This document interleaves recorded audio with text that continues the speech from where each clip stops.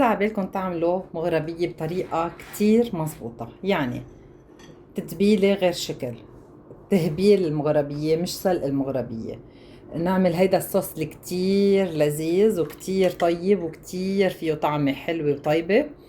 كيف البصل يضل يحافظ على حجمه، ما يدوب معنا بالطبخ ولا تفرط حبة البصلة. شايفين كيف حبة البصل بعدها مثل ما هي؟ جبت لكم شوكة وفرجيكم اياها. ان كان قياسها كبير او قياسها صغير، طلعوا البصل مثل ما هو. وحدة من اطيب واشهى الوصفات اللبنانية يلي هي المغربية.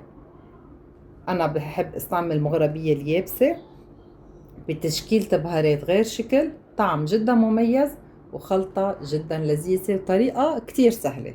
تفضلوا معي على المطبخ اذا بدكم تعرفوا كيف عملناها. انا كتير بحب الاكلات يلي بنطبخها بسرعة وبتطلع كمان كتير طيبة، ومنمشي هيك مثلا كذا طنجرة مع بعضهم. لأعمل مغربية بدي دجاج مسلوق، لأنه بدي استعمل مرقة الدجاج. أول شي بحط الدجاج لحد ما يغلي تطلع زفرته. من بعد ما اشيل الزفرة رح احط المطيبات. بس تبلش تغلي رح نشيل الزفرة مثل ما قلنا ونحط المطيبات كل شي بتحطوه بيعطي طعمة للمرقة، وبشيل اكيد الزفرة كمان. بيعطي هيدي المرقة لانه رح نستعملها، هي بهارات بالاخر رح نستعملها. بيعطيها طعم كتير طيب. فقد ما عندكم وقد ما عندكم بوكيه غارنيه نحن بنسميها، حطوا ورق غار، لومي، كبابة صيني، بهار اسود، اي شي عندكم اياه، كبش قرنفل يلي هو المسمار، حطوه لانه بتاخدوا طعم طيب. بس بلش يغلي كمان فيني هلا بلش بتاني مرحلة، قرفة، كبش قرنفل، كبابة صيني وبهار اسود. بس هلا اليوم ما عندي ورق غار خالص، لو عندي كنت كمان حطيت. رح استعمل هون طنجرة، فيكم تستعملوا مقلاية كبيرة او طنجرة، رح احط فيها شوية سمنة، فيكم تحطوا زبدة مع زيت نباتي. رح بلش اول مرحلة قلي البصل. نقوا بصل كويزات نحن بنسميه. شايفين هيدا الراس من هون ما لازم ينشال هيك، لازم يضل موجود لحتى شو ما تفرط حبة البصل. اول شي بنقلي البصل، واكيد ما رح يستوي بمجرد القلي، رح نحطه يكفي سواه مع الدجاج. شايفين هيدا، لانه البصل بياخد وقت ليستوي، فبنحطه بيكون الدجاج تقريبا اخد نص الاستواء، نص الوقت. بنفس الوقت هيدي الطنجرة رح غطيها هيك، بتنزل كل الخواص تبعها، وهيدي السمنة بتبقى منكهة بنكهة البصل.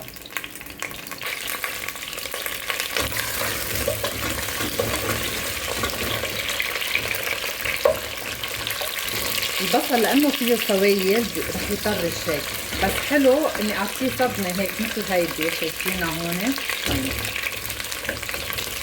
مثل هيدي على كل الجهات تقريبا. ضل قلبهم حتى قد ما فيي تاخد صدمه. من بعدها بشيلهم حبه حبه بنزلهم بمي سلقه الدجاج. كمية البصل عقد ما انتم بتحبوا، بس نقوهم صغار بيكونوا طيبين كتير.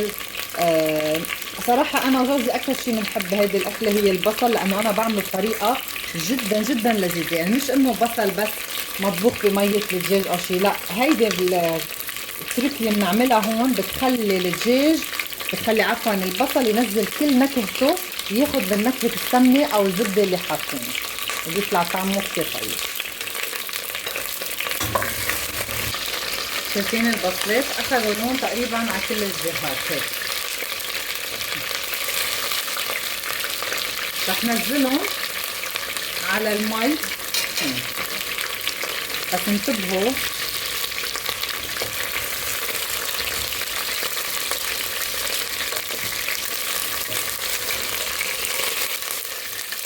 خليهم يستووا بقلب المرقة، بيعطوا كمان طعم كتير طيب بقلب هيدي المرقة. هلا هيدي السمنة رح احط فيها المغربية اليابسة. هيك بتجي حبتها، خليني افرجيكم اياها عن قريب. هيك بتجي حبة المغربية هالقد صغيرة وناعمة. هلا بتشوفوا بس تفتح وتكبر يتضاعف حجمها 3 مرات تقريبا كيف بصير حجمه. انا رح اعمل تقريبا اليوم 3/4 الكيس. نحن مش من زمان عملناها، وقت قلت لكم اني صورتها وكل شيء معها، كنت عامله كيس اكلنا منه على يومين. انا كثير من مناصرين الطبخه تضل على يومين، هيدا شغل عن جد، لانه يعني الطبخه بدها تاخذ وقتها على النار، وطبخ بيت يعني ليه ما بناكل على يومين. هلا البهارات الاساسيه اللي رح احطها انا للمغربيه هن 2، كراويه وقرفه، ورح اعتمد بالنكهات الثانيه على البهارات يلي حطيتها هون. قرفه ناعمه والكراويه حطيت معلقه كبيره تقريبا لحوالي 600 جرام من المغربيه. رح قليهم لمده 10 دقائق على نار متوسطة، او اذا بدكم شوي خفيفة. اكيد رح ملح انا بعد شوي هون، وحتى الدجاج انا مهن ملحته، فالملح اختياري وكميته اللي بتناسبكم انتم، بس لازم قليهم لحتى يشربوا كل طعمة السمنة يلي قلينا فيها البصل. كمان هيدي ترك كتير كتير مهمة. رح اتركهم 10 دقايق يتقلوا، وبروحوا بجي هيك بحركهم. شوفوا صار لي 10 دقايق عم بقلبهم وعم بقليهم، صارت ريحتهم بتعب. الدجاج تقريبا فات بمرحلة الاستواء، اخذ تقريبا 80 او 90% من الاستواء. وهلا انا رح هبل المغربية. كيف بنهبل المغربية؟ ما بشيل المرقة وبضيفها كلها سوا وبخلي المغربية تشرب هيدي المرقة، لا. اللي رح اعمله، بما انه هلا المرقة عم تغلي والمغربية تبعيتي سخنة، رح احط مصفية لانه في بهارات صحيحة، وبحط اول مرة كفكيرة وحدة بس،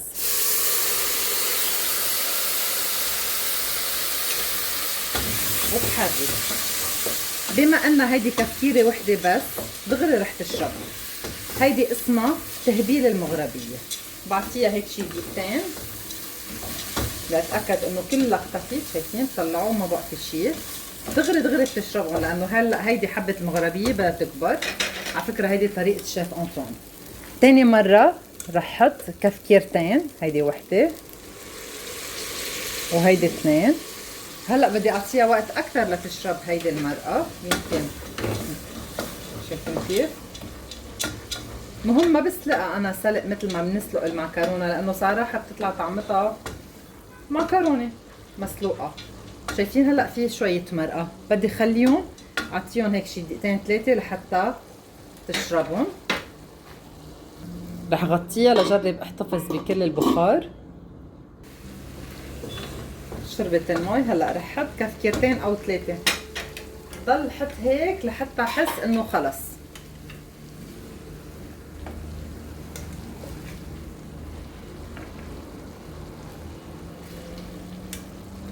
وهيدي اسمها تهبيل المغربية. كمان رح اعطيها وقتها تشربهم لهيدي المرقة. هلا بتشوفوا كيف رح يعلى المستوى، يعني كنا وين تحت، وهلا كل شوي بيزيد حجمهم لحبات المغربية وبيكبروا.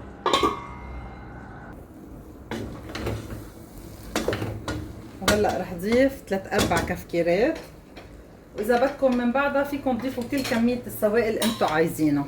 والدجاج تقريبا صار له حوالي ساعة على النار، والبصل صار له تقريبا 3/4 ساعة على النار، تقريبا كله استوى. وهلا لبين ما تستوي المغربية بكون انا فصفصت الدجاج، وبكون صار كل شي حاضر. بس بعد في مكون واحد رح نضيفه على المغربية، يلي هو الحمص الحب، اكيد المسلوق. شايفين كيف؟ هلا هي اكيد رح تاخد بعد سوائل اكتر، ومن هون بنعمل المرقة. هي المرقة يلي رح تطلع. تعالوا نملح قبل، نسينا الملح يا جماعة، نسينا الملح. رح ملح المغربية هون، رح ملح الدجاج. هلا بيرجع بيشرب شوي، بننسى كلنا بننسى مش هيك؟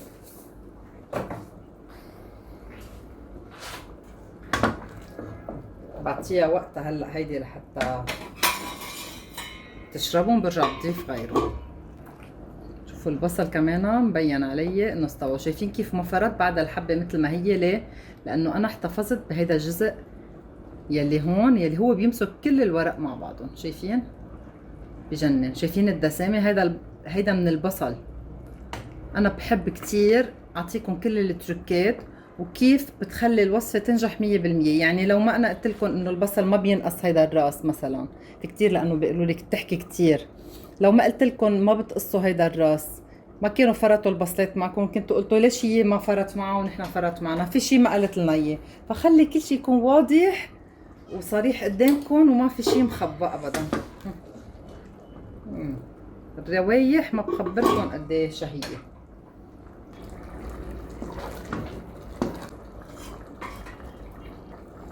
رح ارجع اضيف شويه مرقه لكمان تاخد كل هيدي النكهه والطعمه.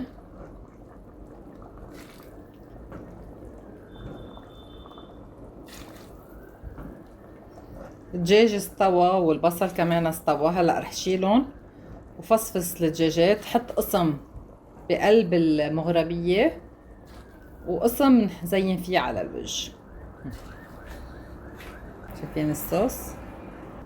وهيدا تقريبا علبة حمص صغيرة مسلوقة بحطها بالاخر.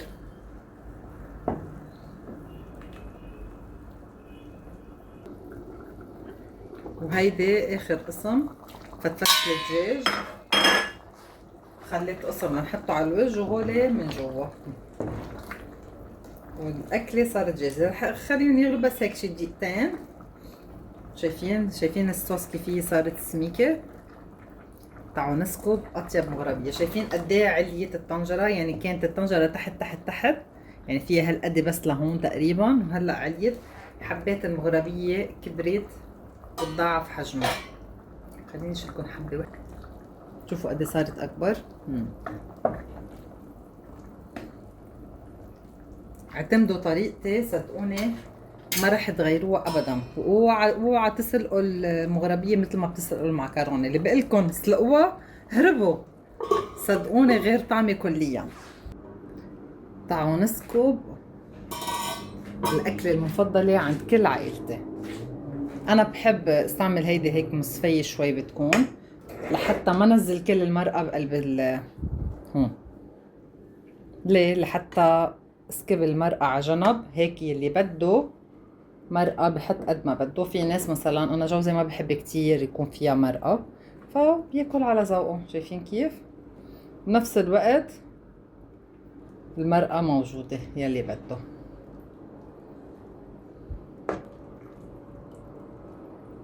ريحتها بتشق القلب. شايفين تقريبا صارت اصغر من حبه الحمص بشوي صغيره يعني.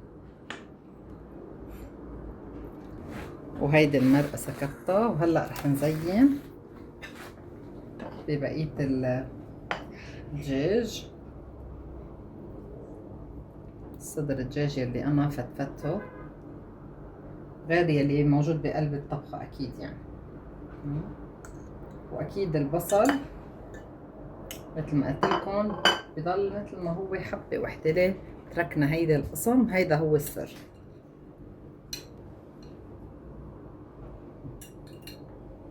حبة البصل دايبة مثل الزبدة، ورقة كل البتال تبع ورقة البصلة موجودة، حبة صغيرة أو حبة كبيرة مثل ما هي. شوفوا الصوص كتير كتير طيبة. تعالوا نسكب شوي هيك.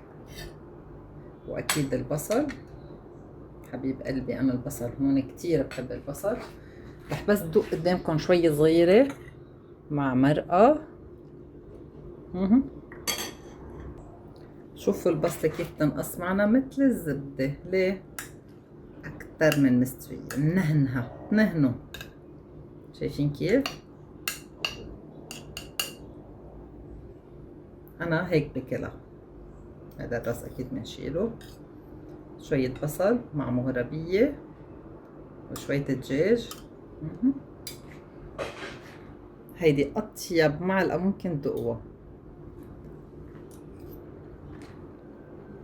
غرام. باي.